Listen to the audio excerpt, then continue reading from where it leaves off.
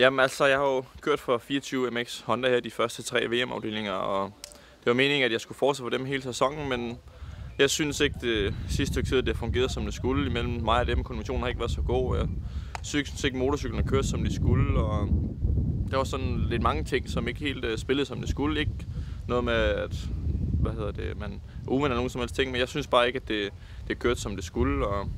Og så synes jeg også bare, at jeg ved ikke, om jeg havde mistet lidt lysten lige midt i sæsonen. Jeg synes, der var rigtig mange ting, jeg skulle holde styr på med skole, og jeg havde super mange løber, og skulle træne, og skulle selv stå på motorcykler, og hente motorcykler i Belgien og hjem igen, og når det så ikke rigtig spillede, som det skulle. Og så var jeg i Randers til DM i Randers, der var jeg nede og hente min motorcykel dernede, og jeg synes sgu ikke, det fungerede ikke, som det skulle dernede fra.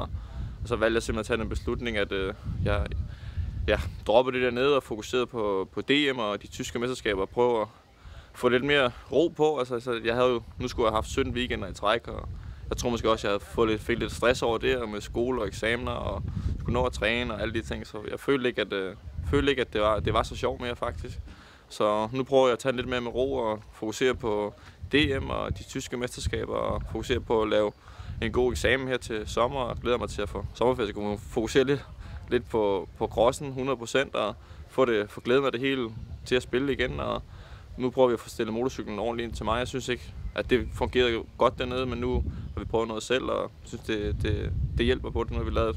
Jeg er rigtig glad for at køre med det her i dag, det har fået jeg. Så ja, det er lidt historien derfra. Altså, der er ikke så meget at sige. Altså, jeg stoppede dernede med gode håndtryk, og der er ikke nogen sure miner for nogen, og det var bare, det spillede bare ikke, som det skulle. Og så vil jeg hellere tage den skralde nu, og så prøve at bygge det hele op igen. Ja, altså nu i torsdag så var jeg første gang ude at køre siden DM i Randers, og så nu prøver jeg at få. Jeg skal lige have lavet en motorcykel klar til DM. Nu står jeg tilbage med helt standard cykler, men Finn Ingemann og Ølins og Jens vil hjælpe mig med at sætte affjedringer og sådan nogle ting op til DM. Og nu er vi her i Sønderborg og træne for lige at få kørt på banen inden på søndag. Men jeg føler mig godt tilpas i dag. Altså det fungerer fint, så jeg føler mig så klar, som jeg kan blive, og tror på, at det skal blive godt.